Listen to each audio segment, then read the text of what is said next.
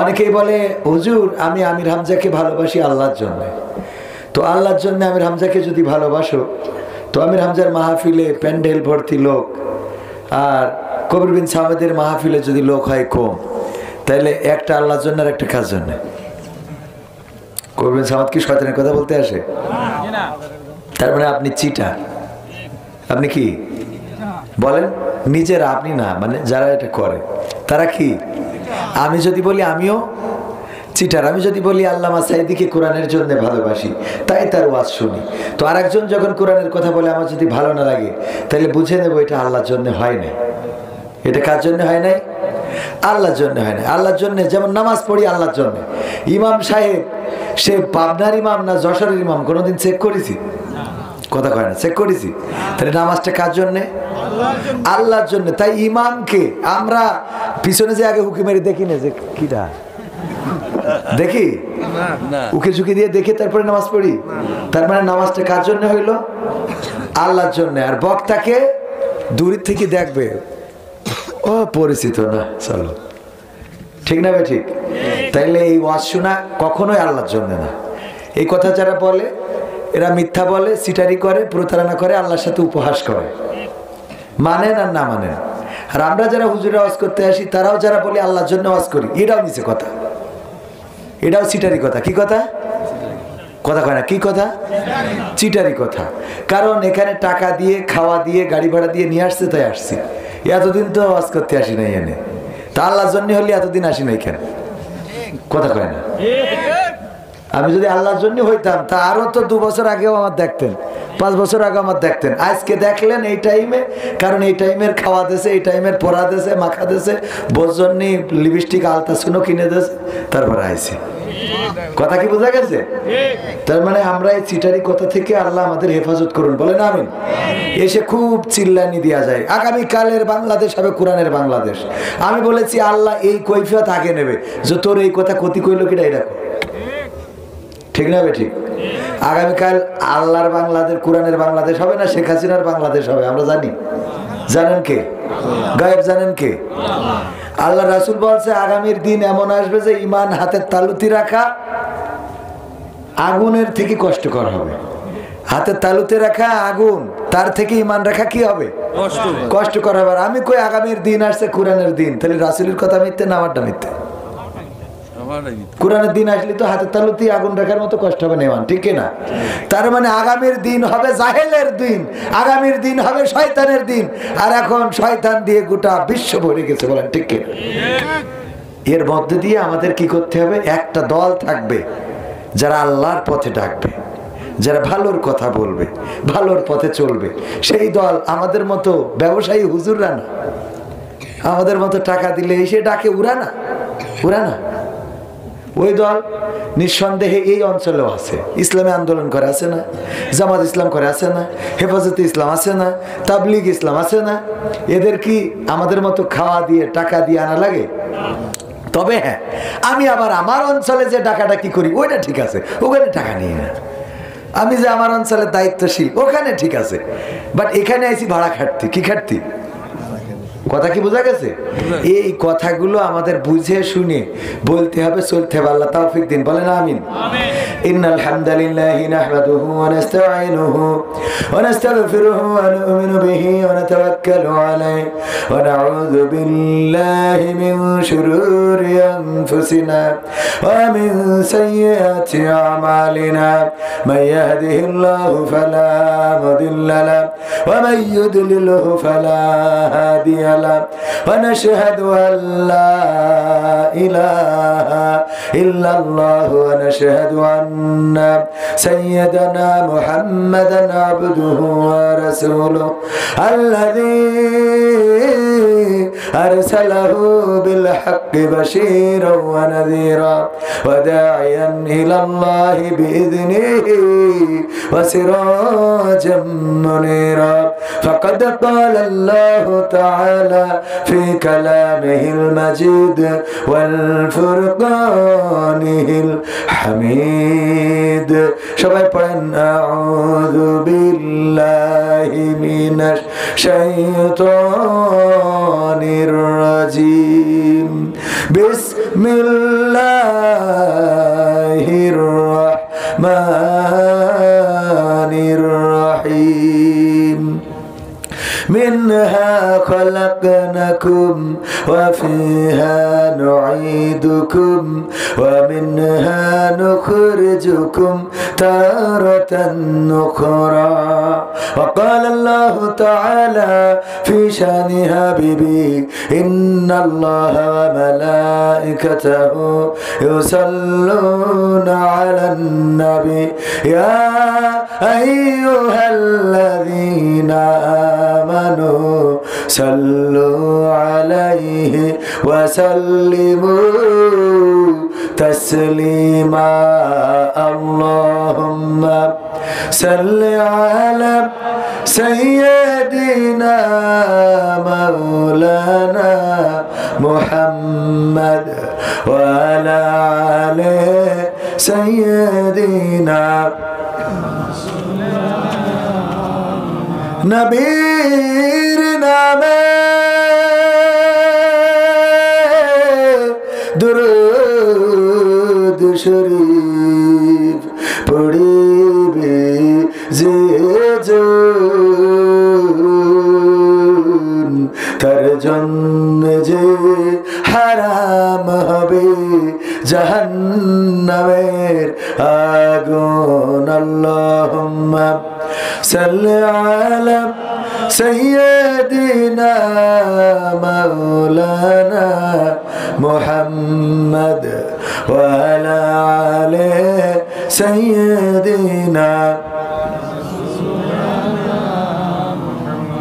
আমার যখন ফুরাবে দিন আসবে গহীন রাতি আমার যখন ফুরাবে দিন আসবে গহীন রাতি থেকো আল্লাহ জীবনে থেকো আল্লাহ জীবনে হয়ে চির সাথী আসবে গহীন রাতি আমার যখন ফুরাবে দিন আসবে গহীন রাতি জীবন নদের দুকুল জুড়ে আসলে অমানিশা থাকবে না আর দু চোখে হায় একটু আলোর দিশা জীবন নদের দুকুল জুড়ে আসলে অমানিশা থাকবে না আর দু চোখে হায় একটু আলোর দিশা সেদিন আমার সেদিন আমার সেদিন আমার অন্ধ চোখে তুমি থেকো বাতি আসবে গহীন রাতি আমার যখন ফুরাবে দিন আসবে গহীন রাতি আমার আমার বলে যেদিন কাউকে পাবো না সেদিন আমার শূন্য হিয়ায় তুমি থেকো সান্ত্বনা তুমি থেকো সান্ত্বনা আখির আলো নিভে যেদিন মনে আলো দিয়ে আসবে না কেউ অন্ধ চোখে একটু আলো নিয়ে আখির আলো নিভে যেদিন হৃদয়ে আলো দিয়ে আসবে না কেউ অন্ধ চোখে একটু আলো নিয়ে সেদিন আমার সেদিন আমার সেদিন আমার অন্ধ করে তুমি আলোর জ্যোতি আসবে গহীন রাতি আমার যখন ফুরাবে দিন আসবে গহীন রাতি থেকো আল্লাহ জীবনে থেকো আল্লাহ জীবনে হয়ে চির সাথী আসবে গহীন রাতি আমার যখন ফুরাবে দিন আসবে গহীন রাতি মারহাবা বলা যাবে না ঠান্ডায় সবাই জমে গেছে এত ঠান্ডা চারিদিকে পার্টিশন নাই চারিদিকে ঠান্ডা ঠেকানোর মতো কোনো অবস্থা নাই বক্তার কথা বললে ঘেমে যায় সেই বক্তারও যদি গায়ে চাদর লাগে তাইলে শীত কেমন এটা বোঝা যায় ও আমার ভাইয়েরা এই শীতের রাতে ও গভীর রাতে এখনো যারা বসে আছেন এতক্ষণ যে সঙ্গীতটা বললাম আমি বলেছি আল্লামা তারেক মনোয়ার লিখেছে সেইটাই আমি গেয়েছি আমাদের যখন দিন ফুরাবে গভীর রাত চলে আসবে আসলে এই রাত মানে এই রাতের অমাবস্যার রাত না এই রাত মানে হলো যখন আপনার দিন ফুরিয়ে যাবে তখন আপনার চোখের বাতি নিভে যাবে আপনার শ্বাস প্রশ্বাস বন্ধ হয়ে যাবে আপনার জবান বন্ধ হয়ে যাবে শরীরের চলা বন্ধ হয়ে যাবে মুখের বলা বন্ধ হয়ে যাবে কানের শোনা বন্ধ হয়ে যাবে শরীরের সমস্ত হৃদস্পন্দন রক্তের চলাচল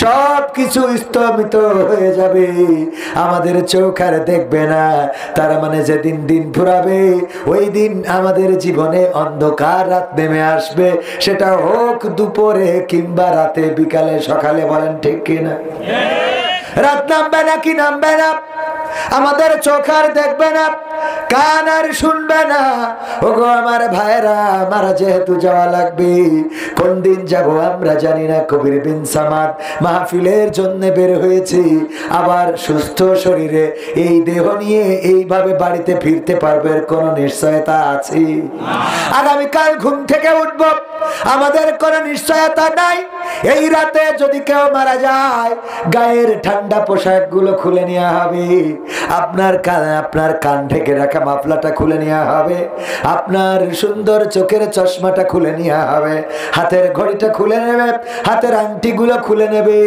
শরীরের দামি দামি কাপড়গুলো খুলে নেবে তারপরে একটা পাতলা বেডশিট অথবা পাতলা কোনো কাপড় দিয়ে এই শীতের রাত সারাটা রাত আপনাকে ঢেকে রাখবে আবার এই রাতের মধ্যেও হয়তো গোসলও হয়ে যেতে পারে এই রাতের মধ্যে আপনার কাফনের ব্যবস্থা হয়ে যেতে পারে আপনার দাফনের ব্যবস্থা হয়ে যেতে পারে আপনি মারা যাওয়ার পরে একটা দিনও আপনার আপনজন দুনিয়ার পরে রাখতে রাজি হবে না ঠিক না বেঠে আপনার টাকা আপনার পয়সা আপনার ঘর আপনার বাড়ি আপনার সংসার আপনার সন্তান কেউ আপন হবে না আমার আইনউদ্দিন আল আজাদ রাহিমাহুল্লাহ শ্রদ্ধা ভাজন শিল্পী সুন্দর করে সেই কথাগুলোই যেন গানে গানে বলেছেন রঙিনে পৃথিবী সারিতে হইবে সাধের দেহ মাটিতে খাইবে শূন্য হবে জিন্দেগানি কার লাগিয়া এত মায়া এত চোখের পানি রে মন কার লাগিয়া এত মায়া এত চোখের পানি রঙিনে পৃথিবী সারিতে হইবে সাধের দেহ মাটিতে খাইবে শূন্য হবে জিন্দেগানি কার লাগিয়া এত মায়া এত চোখের পানি রে মন কার লাগিয়া এত মায়া এত চোখের পানি সন্ধ্যা হলে ডুবিবে বেলা সাঙ্গ হবে ভবের বেলা সন্ধ্যা হলে ডুবিবে বেলা সাঙ্গ হবে ভবের বেলা কেউ বা দিবে আখেরি গোসল কেউ বা দিবে আখেরি গোসল কেউ বা আনবে আতর দানি কার লাগিয়া এত মায়া এত চোখের পানি ও মন কার লাগিয়া এত মায়া এত চোখের পানি এত আশার বাসা তোমার নিমিষে যে হবে চুরমার এত আশার বাসা তোমার নিমিষে যে হবে চুরমার ডাকবে ছেলে বাবা বলে ডাকবে মেয়ে মামা বলে সাড়া তো দেবে না যে তুমি কার লাগিয়া এত মায়া এত চোখের পানি রে মন কার লাগিয়া এত মায়া এত চোখের পানি রঙিন পৃথিবী ছাড়িতে হইবে সাধের দেহ মাটিতে খাইবে শূন্য হবে জিন্দে গানি কার লাগিয়া এত মায়া এত চোখের পানি রে মন কার লাগিয়া